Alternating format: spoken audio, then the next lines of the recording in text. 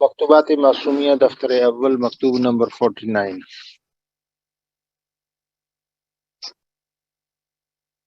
میر محمد خافی کے نام لکھا ہے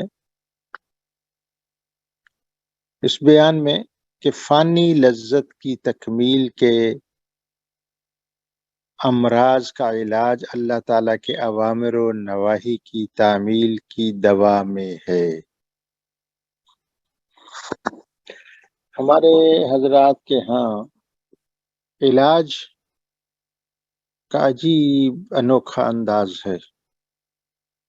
مرض کی تشخیص تو دوسرے سلسلے کے بزرگوں میں بھی پائی جاتی ہے، لیکن اس کا علاج جو وہ تجویز کرتے ہیں ہمارے حضرات کے ہاں، اس کا علاج آسان بھی ہے، زیادہ ایفیکٹو بھی ہے۔ چنانچہ فرماتے ہیں اللہ سبحانہ وتعالیٰ آپ کو دونوں جہان کے مقاصد کے حصول کے ساتھ سر بلند رکھے۔ فانی لذتوں اور آسائشوں کا علاج احکام شرعیہ کے بجا لانے اور اللہ تعالیٰ کے اوامر و نواہی کی تعمیل پر موقوف ہے، یعنی کوئی ایکسٹرا وظیفہ عمل وہ نہیں بتا رہے ہیں، جو بتایا ہوا طریقہ ہے ذکر کا بس وہ کرنا ہے اور شریعت و سنت کی پابندی کرنی ہے۔ اگر یہ تعمیل ارشاد اور فرما برداری درمیان میں نہ ہو تو وہ لذت مفسد و ناپسندیدہ ہے، اور ان کا نتیجہ ناراضگی اور سزا ہے۔ حقیقی کامیابی لذات کی تکمیل کے حتی الامکان ترک کرنے میں ہے۔ دیکھیے ضرورت نہیں فرمایا، لذات فرمایا ہے۔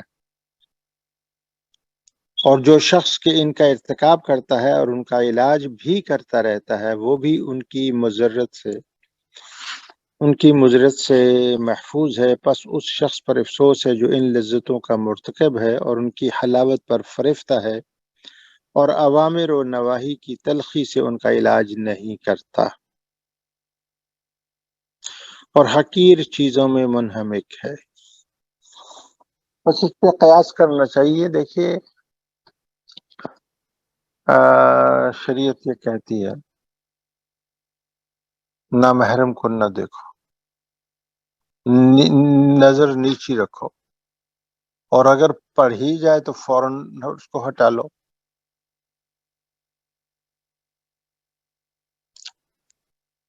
ایسی جگہوں پہ جانا جہاں پر پہلے سے معلوم ہو کہ وہاں پر نامحرم عورتیں ہوں گی یا اور ایسی مانے نظر چیزیں ہوں گی، ان کو دیکھنا، وہاں جانا ویسے ہی منع ہے۔ اور آپ جانتے ہیں کہ ان چیزوں سے کا کوئی فائدہ ہی نہیں ہوتا، یہ بالکل آنی سی چیز ہوتی ہے جو کہ سراسر فانی ہے۔ تو فرماتے ہیں کہ اس پر حسرت ہے کہ اللہ تعالیٰ کی حدود سے تجاوز کیا اور خواہشات کی پیروی کی اور دنیاوی زندگی کو ترجیح دی، اور خیر و ابقا، یہ سورہ اعلیٰ کی آیت ہے، یعنی آخرت سے روگردانی کی۔ کیا وہ نہیں جانتا کہ اللہ تعالیٰ اس کو دیکھ رہا ہے، اور بے شک آخرت متقیوں کے لیے ہے۔ بس جب بہت بڑی ہلاکت یعنی قیامت آئے گی اور انسان اپنی کوشش و کمائی کو یاد کرے گا، اور اس شخص کے لیے خوشخبری ہے جس نے اپنے رب کی طرف عروج کیا اور مخلوق کی طرف متوجہ نہیں ہوا اور اپنی دونوں آنکھوں کو دنیاوی زندگی کی رونق پر نہیں لگایا اور اپنے رب کے سامنے کھڑا ہونے سے ڈرا اور نفس کو خواہشات سے روکا اور اپنے اہل و عیال کو نماز کا امر کیا اور ان سب امور پر قائم رہا، بس اس کے لیے خوشخبری اور بشارت ہے۔ اور اس شخص پر سلام ہو جس نے ہدایت کی پیروی کی اور رسول اللہ صلی اللہ علیہ وسلم کی مطابعت اختیار کی۔ والسلام۔ اب ہم اپنے سبق کی طرف آتے ہیں۔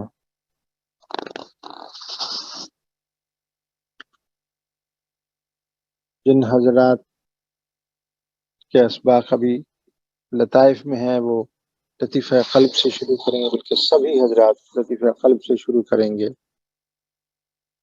اور پھر اپنے اپنے سبق پر آئیں گے۔